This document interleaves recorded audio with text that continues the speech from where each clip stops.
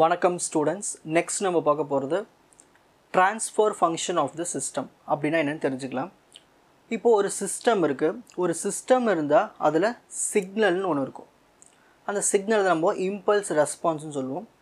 அந்த இம்பல்ஸ் ரெஸ்பான்ஸ்க்கு நம்ம Laplace transform எடுக்கும்பொழுது நமக்கு என்ன கிடைக்கும்னா, நம்மளுக்கு ஒரு டைம் டொமைனில் இருக்கிறது எல்லாமே நம்மளுக்கு நார்மலாக ஒரு அல்ஜிப்ரிக் ஈக்குவேஷன்ஸ் மாதிரி ஈஸியாக கிடைக்கும். சால்வ் பண்ணுறதுக்கு, டிஃப்ரென்ஷியேட் பண்ணுறதுக்குலாம் நம்மளுக்கு கொஞ்சம் ஈஸியாக கிடைக்கும். ஓகேங்களா? அதுதான் நம்ம ட்ரான்ஸ்ஃபர் ஃபங்க்ஷன்னு சொல்லுவோம். ஸோ அது ஸ்டார்டிங் நம்ம இனிஷியல் கண்டிஷன்ஸ் எல்லாத்தையுமே ஜீரோலே வச்சுப்போம். ஸோ டெஃபினேஷன் பார்க்கலாம். Transfer function is defined as the Laplace transform of the impulse response of system with zero initial conditions. ஓகேங்களா? இப்போது இதுக்கு ஃபீச்சர்ஸ் பார்க்கலாம். Features of transfer function. As it uses a Laplace approach, it converts time domain equations to simple algebraic equations. So நம்மளுக்கு சிஸ்டமில் இருக்கும் போது எல்லாமே frequency domain வந்து டைம் டொமைனில் இருக்கும். ஓகேங்களா? அதை நம்ம சால்வ் பண்ணது ரொம்ப கஷ்டம். ஓகேங்களா? அதை நம்ம என்ன பண்ணலாம்னா அல்ஜிப்ரிக் ஈக்குவேஷன்ஸாக மாற்றிட்டோம்னா அதை டிஃப்ரென்ஷியேட் பண்ணுறது கொஞ்சம் ஈஸியாகவே இருக்கும். அதுக்கு இந்த ட்ரான்ஸ்ஃபர் ஃபங்க்ஷன் யூஸ்ஃபுல்லாக இருக்குது. It helps in determining the important information about the system. ஒரு சிஸ்டம்குள்ளே என்ன இருக்கும்? போல்ஸ் இருக்கும், ஜீரோஸ் இருக்கும், கேரக்டரிஸ்டிக் ஈக்குவேஷன், இதெல்லாம் நம்மளுக்கு அண்டர்ஸ்டாண்ட் பண்ணிக்கணும்னா ட்ரான்ஸ்ஃபர் ஃபங்க்ஷன் வேணும். இதுதான் அதோட ஃபீச்சர்ஸ். ஓகேங்களா? Take a screenshot. So first transfer ஃபங்க்ஷன்னா என்ன, அதனுடைய ஃபீச்சர்ஸ். ஃபீட்பேக் கண்ட்ரோல் சிஸ்டம்னா என்னென்னு தெரிஞ்சுக்கலாம். இதிலே பாருங்கள், ஃபீட்பேக்னு ஒரு வேர்டு இருக்குது. ஃபீட்பேக்னு என்னது? நம்ம ஏதாவது ஒரு இன்ஃபர்மேஷன் கொடுத்தோம்னா அது சரியாக தப்பாக இல்லைன்னு நம்மளுக்கு ஒரு ஃபீட்பேக்கு திரும்ப ரிட்டர்ன் ஸ்டேட்மெண்ட் வருது. அதை நம்ம ஃபீட்பேக்குன்னு சொல்லுவோம்.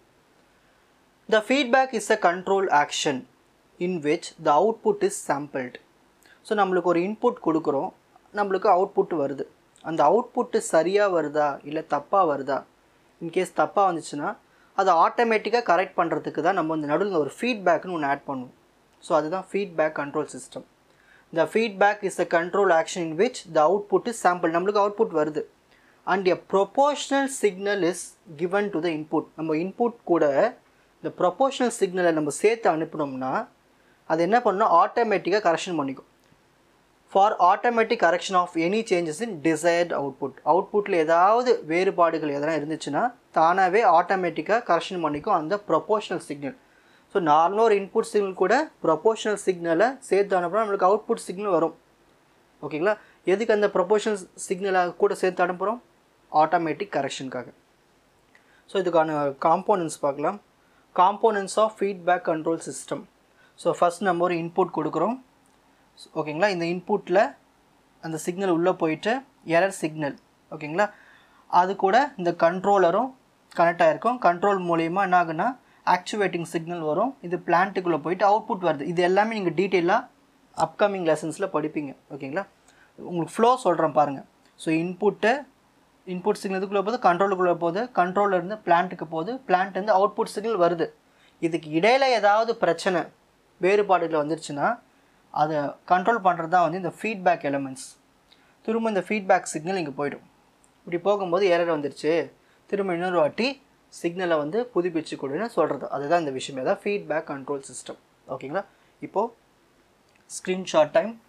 ஸோ ஃபஸ்ட்டு ஃபீட்பேக் கண்ட்ரோல் சிஸ்டம்னா என்ன, டெஃபினிஷன், அதில் இருக்கிற components, error detector, controller, plant, feedback elements. வணக்கம் ஸ்டூடெண்ட்ஸ். நெக்ஸ்ட் நம்ம பார்க்க போகிறது மேசன் கெயின் ஃபார்முலா. எதுக்கு இந்த ஃபார்முலா பயன்படுத்துகிறோம்னா, ஒரு சிஸ்டம் இருக்குது, அந்த சிஸ்டத்தினுடைய ஓவரால் ட்ரான்ஸ்ஃபர் ஃபங்க்ஷன் கண்டுபிடிக்கிறதுக்காக தான் நம்ம இந்த மேசன் கெயின் ஃபார்முலா பயன்படுத்துகிறோம். இது நம்மளுக்கு என்ன கொடுக்கும்னா, ஒரு பிளாக் இருக்குது, இன்னொரு பிளாக் இருக்குது. இந்த ரெண்டு பிளாக்குக்கு இடையில் சிக்னல் எப்படி ஃப்ளோ ஆகுதுன்னு கண்டுபிடிக்கிறதுக்கு இந்த மேசன் கெயின் ஃபார்முலா பயன்படுத்துகிறோம். இந்த சிக்னல் ஃப்ளோ கிராஃப் ப்ராப்ளம்ஸ்லாம் சால்வ் பண்ணுவோம். அந்த சால்வ் பண்ணும்போது நம்ம இந்த ஃபார்முலாலாம் பயன்படுத்துவோம். இது நம்மளுக்கு என்ன கொடுக்குன்னா, ஓவரால் கெயின் என்ன அந்த சிஸ்டமில். Mason gain formula states that the overall gain of the system, ஓகேங்களா, அதுதான் நம்மளுக்கு கண்டுபிடிச்சி கொடுக்கும். ரெண்டு பிளாக்குக்கு இடையில் இருக்கிற அந்த சிக்னல் ஃப்ளோ அதை நம்ம ஓவரால் கெயின் சொல்லுவோம். ஸோ அதை கண்டுபிடிச்சி கொடுக்கும். அதுக்கு ஃபார்முலா பாருங்கள். Capital T is equal to 1 by delta summation K pk into delta k. So இது டீனா என்ன, டெல்டானா என்ன, கேனா என்ன, இப்போது அதனுடைய டேர்ம்ஸ் எக்ஸ்ப்ளனேஷன் பார்க்கலாம். டீனா என்னதுன்னா transfer function of the system, இதுதான் அது அந்த ஈக்குவேஷன். ஓகேங்களா.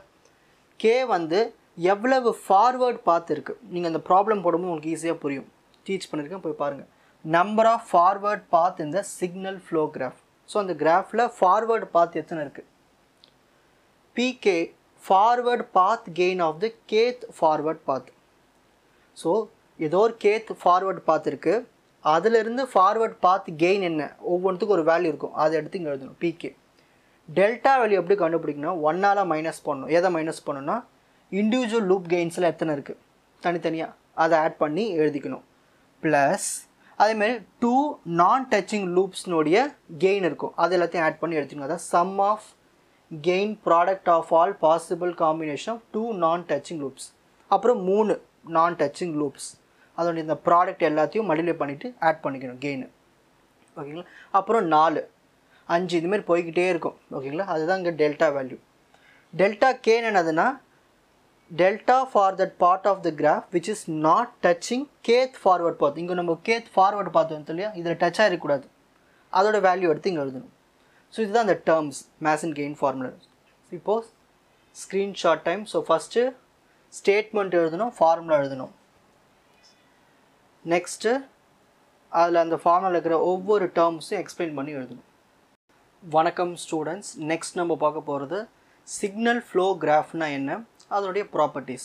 இந்த சிக்னல் ஃப்ளோ கிராஃப் எதுக்கு பயன்படுத்துகிறோம்னா, இது வந்து ஒரு டயக்ராமேட்டிக் டூல்.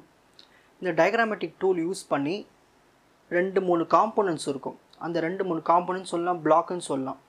அதுக்கிடையில் அந்த சிக்னல் ஃப்ளோ எப்படி இருக்குது அதை டயக்ராமேட்டிக்காக நம்ம ரெப்ரசன்ட் பண்ணி ஈஸியாக அந்த ட்ரான்ஸ்ஃபர் ஃபங்க்ஷனை கண்டுபிடிப்போம். ஸோ அதுக்கு தான் இந்த சிக்னல் ஃப்ளோ கிராஃப் வந்து பயன்படுது.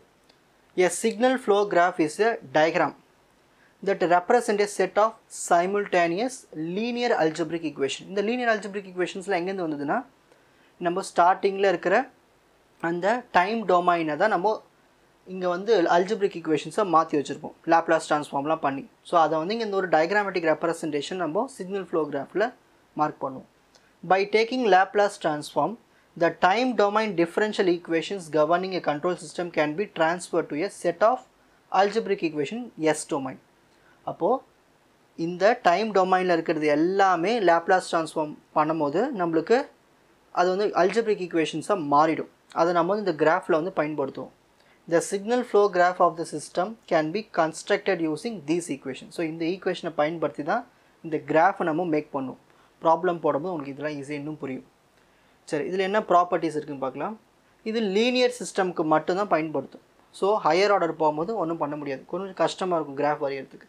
It consists of nodes and branches. So கிராஃப்னு எடுத்துகிட்டு கண்டிப்பாக இருக்கும், ஒரு நோடு இருக்கும், அதுக்கு கிளைகள் நிறைய இருக்கும், branches. நோடு என்ன பண்ணுன்னா சிக்னலை ரெப்ரசன்ட் பண்ணும். Node is a point representing a signal.